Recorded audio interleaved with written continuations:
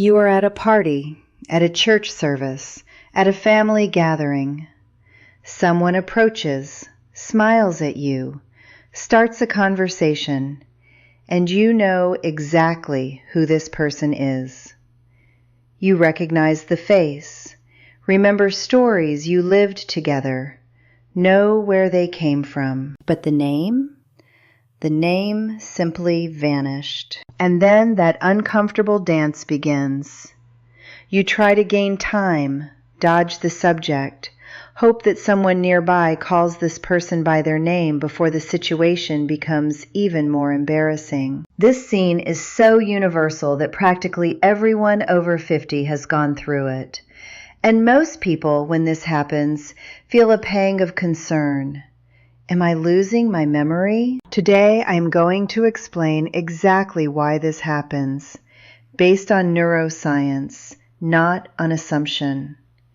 And more importantly, I am going to teach you concrete, simple, and proven techniques so that you never go through this very uncomfortable situation again. My name is Dr. Elena, and every week I bring practical and science-based information here about cognitive health for those over 60. If you haven't subscribed to the channel yet, do it now. And let's take care of your brain health together. First, some good news. Forgetting names is not a sign of Alzheimer's. It is not a sign of dementia. And it is not a sign that you are losing your memory in a worrying way. It is a phenomenon so common and so well studied by neuroscience that researchers have even given it a name. They call it anomia, which comes from Greek and means literally difficulty in finding words. And proper names are the most vulnerable words to this phenomenon for reasons I will explain now. Research shows that this type of lapse begins to become more frequent around age 50 and increases gradually with age. But it is present in completely healthy people without any cognitive impairment. In fact, studies show that highly intelligent people with a lot of vocabulary often report this type of lapse more frequently, because their brain has more stored words and the search becomes more complex. So take a deep breath. What we are going to explore today is not a medical problem. It is a fascinating characteristic of how the human brain stores and accesses information, and how we can work in our favor. To understand why we forget names, first we need to understand how the brain stores information about people. When you meet someone, the brain creates a kind of mental file of that person. Into this file go very rich pieces of information: the face, the voice, the expressions, the profession, stories you lived with them, emotions that this person arouses in you. All this information stays connected to each other in a network of associations. The problem is that a person's name is completely arbitrary information. John, Mary, or Robert say nothing about who that person is. The name has no logical, visual, or emotional connection with the person who carries it. It is simply a label. And arbitrary labels are the most difficult for any human brain to retrieve at any age. Think of it this way. If someone asks you what your neighbor's face looks like, you remember. If they ask her job, you remember. If they ask a funny story that happened with her, you remember. But the name, that sequence of arbitrary sounds they invented to call her, is the most isolated information of all, without any emotional or visual anchor to keep it easily accessible. And there is yet a second factor. With aging, the processing that happens at the time of meeting someone becomes a little slower.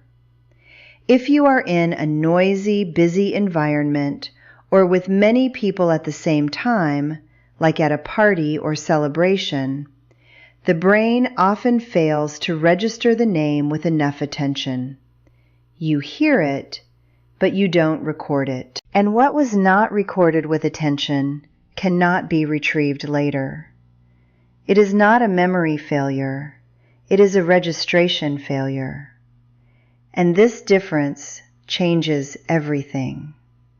Because it means the solution is at the moment of the encounter, not after. After 60, some natural changes in the brain make this process even more challenging, and it is useful to understand them so as not to blame yourself unnecessarily. The first change is in processing speed. The brain after 60 processes information with more precision than in youth in many areas, but at a slightly slower speed. In busy social situations where stimuli arrive fast, this lower speed makes it difficult to adequately register the name at the moment of the encounter. The second change is in the capacity to divide attention. When we are young, the brain can do several things at the same time with ease. With aging, divided attention becomes less efficient. In a group presentation, where you are paying attention to the person's face, to what they are saying, to the surrounding environment, and still trying to keep the name, the brain simply cannot process everything with the same efficiency. The third change is in the so-called working memory, which is the ability to temporarily hold new information while you process it. After 60, this working memory has a slightly smaller table, so to speak. New information that is not immediately reinforced tends to fall off this table before being properly stored. The good news is that all these changes can be partially compensated for with simple strategies, and that is what we are going to see now. These techniques come from decades of research in cognitive psychology and memory neuroscience. They are not tricks. They are strategies based on how the brain actually works. Technique 1. Repeat the name immediately out loud. This is the simplest and most effective. When someone introduces themselves, use the name right then. Pleasure to meet you, John. Nice meeting you, John. By saying the name out loud, you activate auditory and motor processing, which creates a much stronger memory than just hearing. Most people are ashamed to do this, but it is completely natural, and those who hear usually find it pleasant. Technique 2. Create a visual association. As soon as you hear the name, look for a striking physical characteristic of the person, the hair, the eyes, a facial feature, and mentally associate it with the name. It can be a creative or even absurd image. The more unusual the image, the more the brain retains it. For example, Mrs. Rose has white hair like petals. The image of a white rose can be the anchor. The brain remembers images much better than sounds. Technique 3. Ask about the name.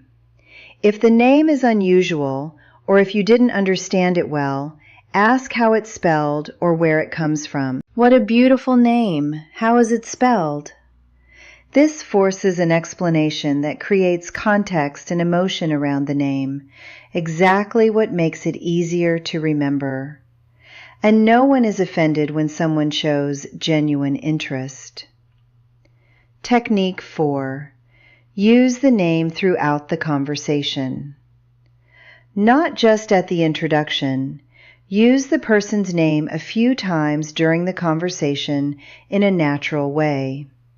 Every time you use it, you reinforce the neural connection between the name and the person.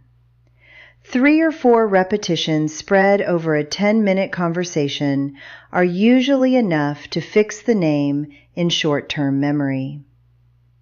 Technique 5. Write it down right after. If you just met someone in an important context, a doctor's appointment, a business event, a family gathering, set aside a minute right after the encounter to write down the name and a detail about the person. The act of writing reinforces the registration in a powerful way, and you can consult the note later if you need to. A simple little notebook or your phone itself is enough. Technique 6. If you forget, be honest. This is the most liberating technique of all. If you forget the name of someone you already know, simply say lightly, "Forgive me, my memory played a trick on me. Can you remind me of your name?" Practically everyone reacts with understanding and sympathy. Pretending you remember, dodging the subject, or panicking is much more taxing and much more noticeable than an honest and relaxed admission. Besides the techniques for the moment of encounter, there are habits that, practiced over time, strengthen precisely the areas of the brain responsible for the memory of names and words. The first is regular reading. Reading books, newspapers, or magazines, any type of reading that requires attention, exercises vocabulary and verbal memory, which are the same systems that process names. The second is learning names on purpose, a simple way to train. Watch the news and try to memorize the names of the presenters or the people interviewed. Or, when watching a series or soap opera, try to memorize the names of the secondary characters. These are small exercises, but they train exactly the cognitive muscle we need to strengthen. The third is keeping an active social life. The more social interactions you have, the more the brain practices processing faces, contexts, and names. Socially isolated people tend to have more difficulty with this type of memory, not for lack of capacity, but for lack of practice. And the fourth, which we have already seen in previous videos, is taking care of sleep. The memory of names and words is especially vulnerable to sleep deprivation because it depends on nightly consolidation to keep the day's information accessible the next day. So let's recap what you learned today. Forgetting names is not a sign of Alzheimer's, nor of worrying memory loss. It is a universal phenomenon called anomia, and it happens because names are arbitrary information without natural emotional or visual anchors, which makes them the most difficult for any human brain to retrieve. In most cases, the problem is not the memory itself, it is the registration. The name was not recorded with enough attention at the moment of the encounter.